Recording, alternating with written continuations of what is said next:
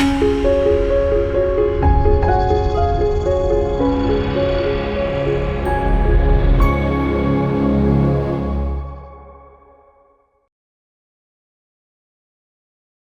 మాత్రం. నేను మీ జర్నలిస్ట్ నవత.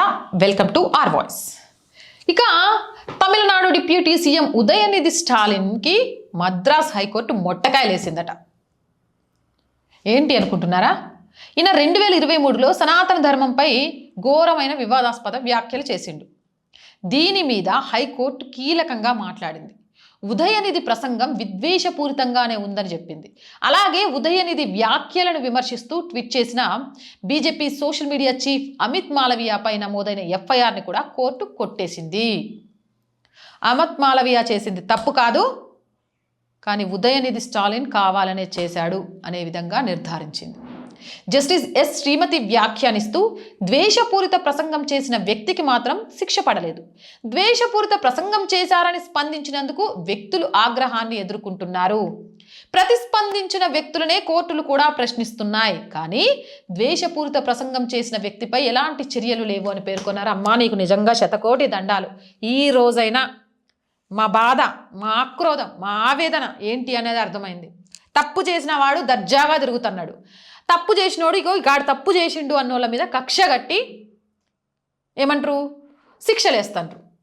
అరే, మా ఆవేదన ఎవరికి చెప్పుకోవాలి, ఎవరికైనా అర్థమవుతుందా లేదా అనిపించింది. కానీ ఈరోజు మీకు అర్థమైనందుకు నిజంగా శతకోటి వందనాలు.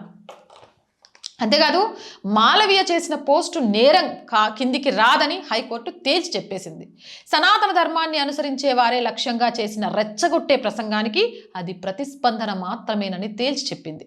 ఈ వ్యవహారంపై తమిళనాడులో మంత్రికి వ్యతిరేకంగా ఎలాంటి కేసు నమోదు కాలేదని, ఇతర రాష్ట్రాల్లో కొన్ని కేసులు నమోదైన విషయాన్ని కేసు ప్రస్తావించింది. సనాతన హైందవ ధర్మాన్ని గురించి ఉదయనిధి స్టాలిన్ తప్పుడు కూతలు కూస్తే తమిళనాడులో ఒక్క కేసు కూడా నమోదు కాలే.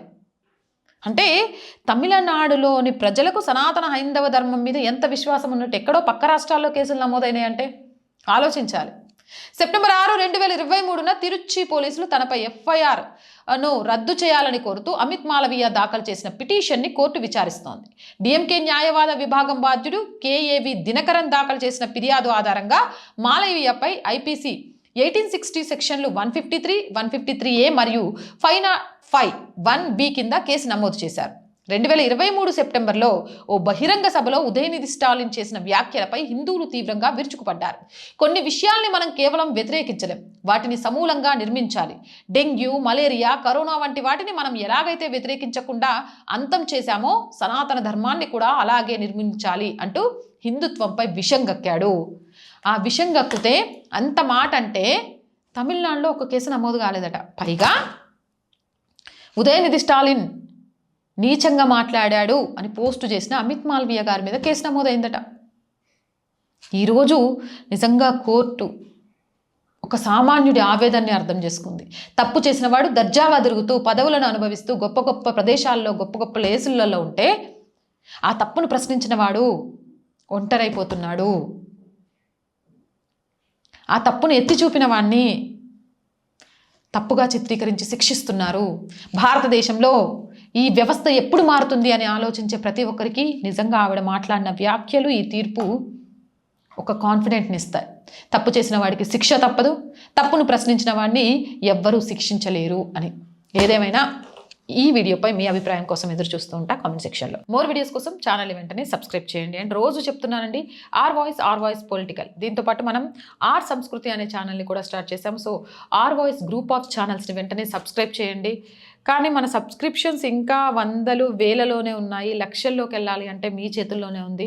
ప్రతి ఛానల్లో సమాజానికి, దేశానికి హితమైన కంటెంట్ని మాత్రమే తీసుకొస్తున్నాం. సో సబ్స్క్రైబ్ చేస్తూ, లైక్ చేస్తూ, కామెంట్ చేస్తూ ఉండండి. అండ్ ఆర్థికంగా సపోర్ట్ అందిస్తూ ఉండండి. మీరు చేసే ప్రతి రూపాయి మా ఛానల్ ఇంకా ముందుకెళ్ళడానికి మాకు ఎంతగానో ఉపయోగపడుతుంది.